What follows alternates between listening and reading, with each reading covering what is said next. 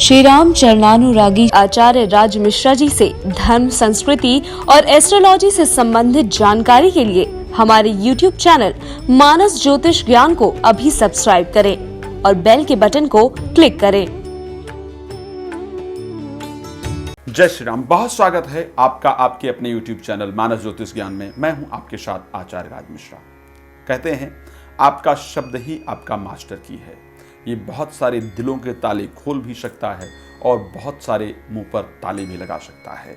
तो हमेशा शब्दों को जब भी बोलें तो सोच समझ करके बोलें। चलिए बिना विलंब किए हुए हमारे जो मकर राशि के भाई बहन हैं उनके लिए ये जो अप्रैल का माह है ये किस प्रकार का रहने वाला है और अप्रैल में 5 ग्रहों का परिवर्तन क्या परिणाम लेकर के आएगा, हम इस पर चर्चा करते हैं। तो सबसे पहले जो हमारे मकर राशि के भाई बहन हैं उनके लिए उनके राशि स्वामी जो शनि हैं वो खुद की राशि में गोचर कर रहे हैं। तो स्वास्थ्य की दृष्टि से अगर देखा जाए तो परिस्थितियां बेहतर होंगी। 5 अप्रैल को बृहस्पति का परिवर्तन होगा और बृहस्पति द्वादश भाव के स्वामी थे और बृहस्पति अगर देखा जाए तृतीय भाव के स्वामी थे।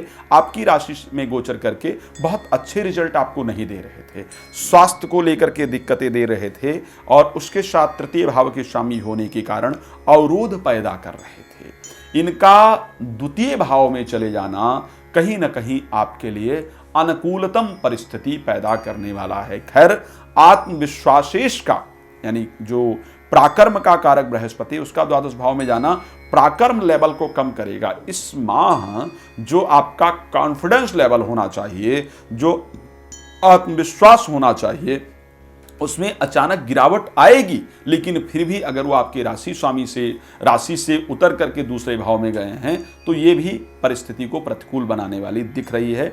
अचानक धन लाभ का संयोग बन रहा है। आत्मविश्वास बना रहे उसके लिए केसर दूध में डाल करके जरूर सेवन कीजिए। प्रत्येक बृहस्पतिवार को आपको लाभ की प्राप्ति होगी।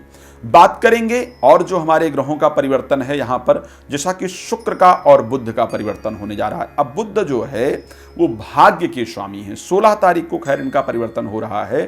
16 तारीख तक बुध तृतीय भावस्थ गोचर करके भाग्य स्थान पर दृष्टि देंगे लेकिन नीचस्थ रहेंगे। तो भाग्येश का नीचस्थ होना इस बात को पूरी तरह से दर्शा रहा था कि भाग्य का सपोर्ट नहीं प्राप्त हो रहा था। अच्छा, छठे भाव के भी स्वामी है। तृतीय भाव में जो इनका नीचस्थ होकर गोचर था वो आपके शत्रुओं में वृद्धि बना रहा था और शत्रु आपके आत्मविश्वास को कम कर रहे थे। तो जब बुध का गोचर तारीख 16 के बाद आपके चतुर्थ भाव के अंतर्गत पहुंच जाएगा तो भाग्य आपका बड़ी अच्छी तरीके से काम करेगा। कोई जमीन से संबंधित मामला अगर आपका रुका हुआ है तो निश्चित रूप से पूर्ण होगा। मकान बनाने की या मकान खरीदने की इच्छा दिल में पाल करके बैठे हैं तो वो इच्छा भी आपकी पूर्ण होती हुई दिख रही है तारीख 16 के बाद। खैर यहाँ पर मंगल का परिवर्तन कुछ डिफरेंट चीज लेकर के आएगा, उस पर हम लोग चर्चा जरूर करेंगे। लेकिन फिर भी बुध का जो परिवर्तन है वो आपके लिए अनुकूल दिख रहा है।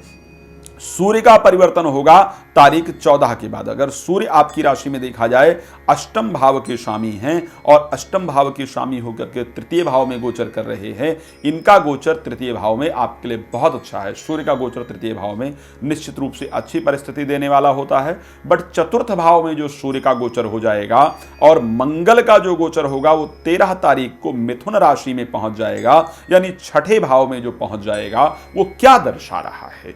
बुध चतुर्थ भाव में आकर के प्रॉपर्टी इत्यादि के संयोग बनाएंगे। वाहन से संबंधित यदि व्यवसाय है तो उसकी वृद्धि करेंगे। लेकिन जो सूर्य चतुर्थ भाव में चला जाएगा और मंगल छठे भाव में आ जाएंगे वो ये दिखा रहे हैं कि यदि कोई प्रॉपर्टी का खरीद फरोख्त करना है, कोई खरीदना बेचना है तो पेपर इत्यादि को बड़ी सावधानी से देखें। वाहन इत्यादि खरीदना बेचना है तो प्रॉपर उसके जो पेपर इत्यादि हैं उसको प्रॉपर तरीके से देखें। कोई भी अगर प्लानिंग कर रहे हैं तो सोच विचार करके उस प्लानिंग को करें। शुक्र पंचम और दशम भाव के स्वामी का भी परिवर्तन इस माह हो रहा है। वो परिवर्तन आपका होगा तारीख 10 को। मेष राशि के अंतर्गत चले जाएंगे। नौकरी परिवर्तन करने का सुंदर समय होगा। मित्रों के सहयोग से नौकरी इत्यादि प्राप्त होगा। प्रेम इजहार और प्रेम को शादी में परिवर्तित करने का भी संयोग इस माह बनेगा। यदि कोई और प्रश्न है, आप जानते हैं बड़ा लंबा करना एक राशिफल को बड़ा मुश्किल होता है, तो यदि किसी प्रकार की भी जानकारी आप और प्राप्त करना चाहते हैं या करना चाहती हैं तो प्लीज़ आप कॉल करके अपने विषय में जानकारी प्राप्त कर सकते हैं। अब कोई रत्न रुद्राक्ष इत्यादि लेना चाहते हैं, कोई पूजा पाठ इत्यादि भी कराना चाहते हैं तो आप प्लीज़ करा सकते हैं संस्था में कॉल करके। जय श्री राम।